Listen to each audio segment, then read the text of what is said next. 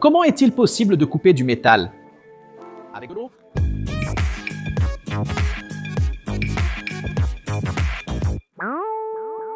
Salut amateurs d'ingénierie! Vous avez sûrement déjà entendu ce dicton « Goutte à goutte, l'eau finit par percer la pierre ». Mais avez-vous déjà entendu parler de l'eau qui perce les métaux? C'est bien ça, la même eau que nous buvons et qui forme les rivières et les océans peut couper quelque chose d'extrêmement résistant, comme le métal. Et ce n'est pas n'importe quel métal.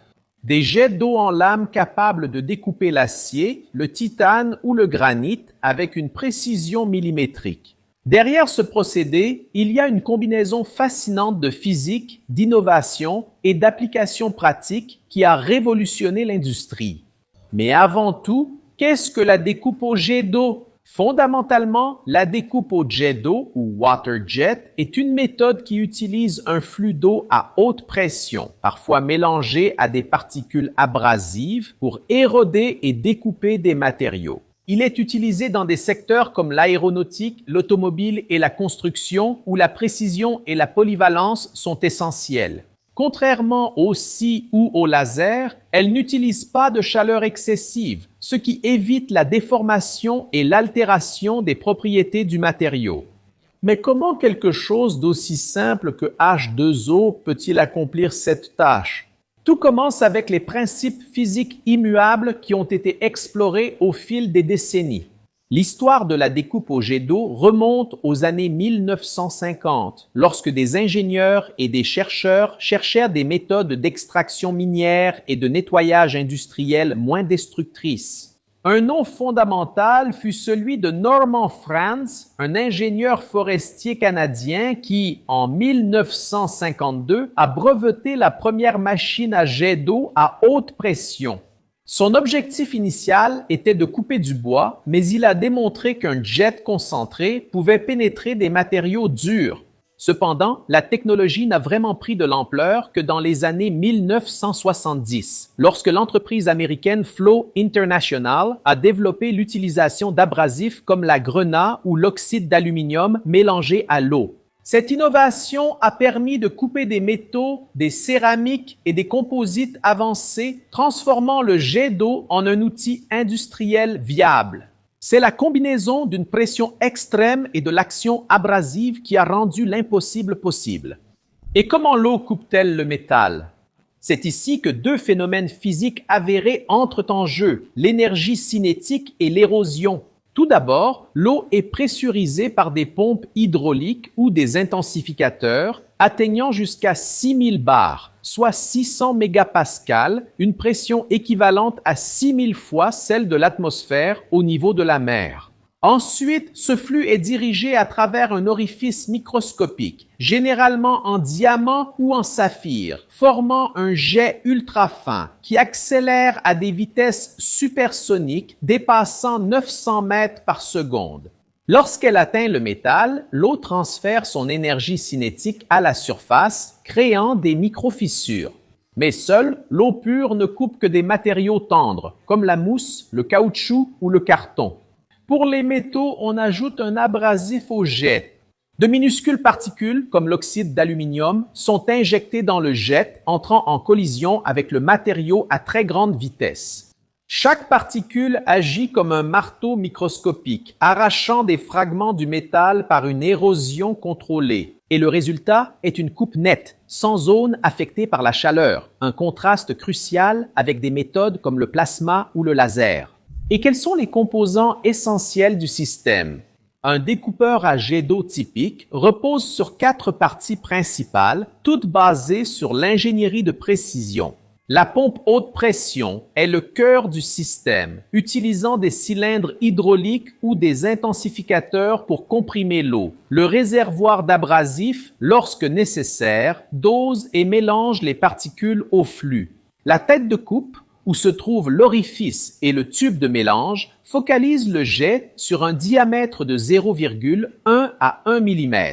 Enfin, une table à commande numérique, ou CNC, déplace la tête avec une précision micrométrique en suivant des modèles numériques. La physique derrière cela est non négociable.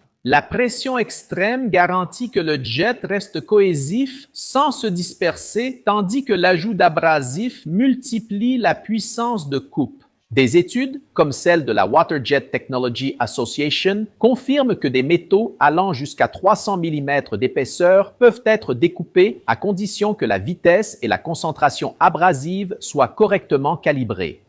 Mais pourquoi cette technologie est-elle si révolutionnaire? La réponse réside dans la combinaison unique d'avantages. Tout d'abord, comme il n'y a pas de chaleur impliquée, le matériau ne subit aucune modification métallurgique, ce qui est crucial pour les aciers trempés ou les alliages sensibles.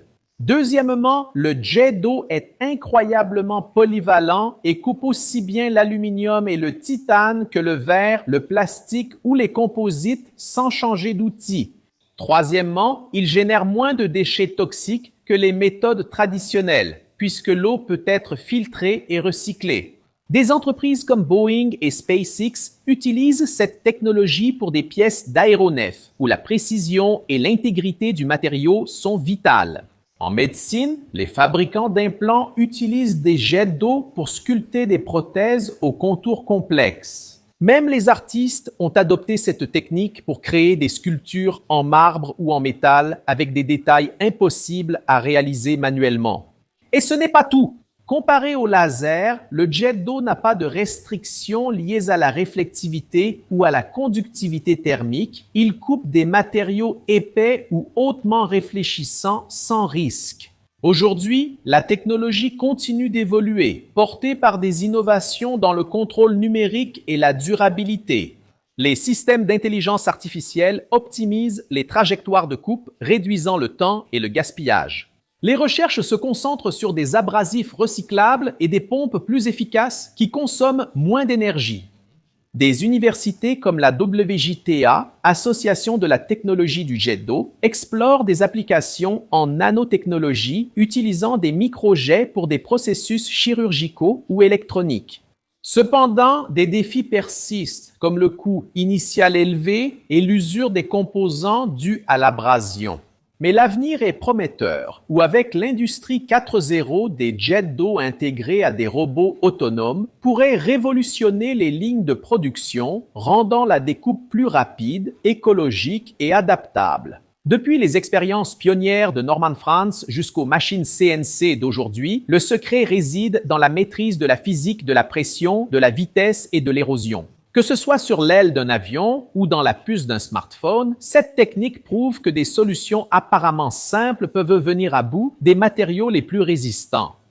Si vous êtes arrivé jusqu'ici et que vous avez aimé la vidéo, n'hésitez pas à vous abonner si ce n'est pas déjà fait, laissez un like, activez la cloche des notifications et, si vous trouvez notre contenu intéressant, pensez à devenir membre.